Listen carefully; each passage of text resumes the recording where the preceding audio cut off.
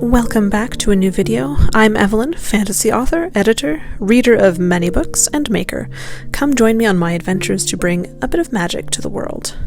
This week I am celebrating my new upcoming Cozy Fantasy with Dragons book.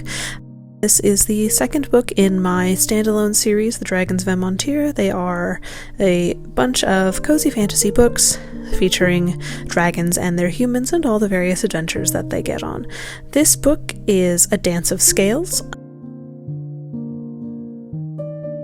It follows Ross. Ross Rose is a man who is trying his very best to be the absolute best dragon doctor that he can be.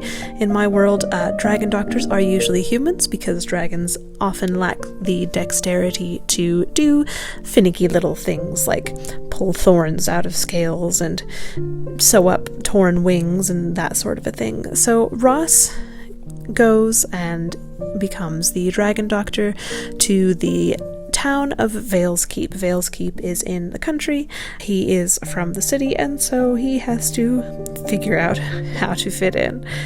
There's a crippled dragon who becomes his assistant.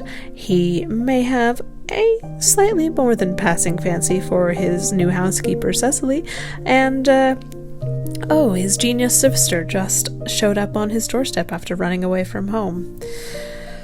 Top it all off, he's got a few unexpected legal issues due to some misunderstandings with the local tea plantation owners, and has to sort all of this out. But Ross is not one to give up. Besides, he is here for a reason. He's trying to find a magical flower that could very well save his sister's life, and he is not going to give up, no matter what gets thrown in his way. This book, it was really fun to write. I sort of based it loosely, very, very loosely, off of the newest version of the All Creatures Great and Small television show, which I enjoy thoroughly. It's very cozy. The stakes are admittedly slightly higher than you get in the television show, but it's definitely still within the realm of cozy fantasy. You have all sorts of adventures with the various dragons about. The story takes place in a country called Green Vale in my continent world of Amontyr. Green Vale is surrounded on 3 sides by mountains and the 4th side by the sea, so it's actually very difficult to get there, and this is not widely populated despite the fact that it's a nice forested region and therefore is relatively rich in resources. You can get there by traveling on dragon, but traveling by dragonback is extraordinarily expensive. So for most people it takes a journey either by sea and then up a river or through the mountain passes. So generally speaking, it's kind of out of the way. You're not going to get a lot of things that you would find in the big towns, a lot of the fashions and culture and that sort of a thing. So Ross, who comes from the town of Balastria in the country of Zacia, this is very much a metropolitan place, very much full of culture and theatre and art and society and all of the things that you would expect from a booming city. He's not really prepared for trekking through the forest or hiking up a mountain, and definitely needs some help. Thankfully, he has Cecily, who is his housekeeper. She is a single mom who is doing her best to try to raise her very rambunctious son, Oakley, and keep a job at the same time. Now, the painting here, I thought I would paint Glendarrow House. That is the primary location where most of Ross's patients come. It's his home, his medical practice, and the center of a good portion of the book. It is a cottage in the woods, far enough away from the town center of Vale's Keep that larger dragons can get there and be out of the way, but also close enough that Ross isn't completely isolated. It's forested and at the end of a quiet lane opposite a goose farm, which is relatively significant to Ross's introduction to the Green Vale. He has to deal with all sorts of different dragon types. There are harrier dragons, which are about the size of a falcon, and they can be very capable, but they can also be a bit, well, oblivious to the world, I guess. You have larger dragons, livestock guardian dragons, you've got agricultural dragons, various drakes or the common dragons, you've got larger dragons, smaller dragons, moonwings, and stone maws, and just all sorts of different things in this book. But it's a story about family and figuring out where you fit in and how to fit in even when you don't, and standing up for what's right. And there's the teeniest bit of romance, but not enough to make a major focus of the book. It's more about family and friends and, well, of course, dragons. That's enough of my yapping. I'm going to stop talking for now and let you get on with watching the painting.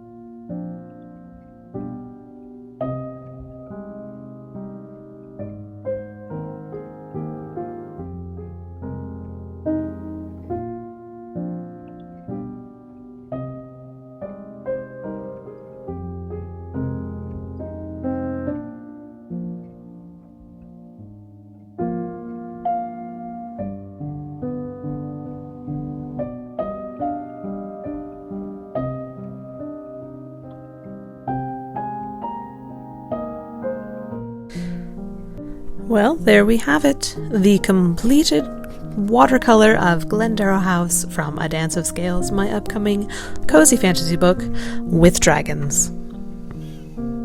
I hope you'll join me on the 4th of November for the launch of this book, and I hope you have an absolutely wonderful day.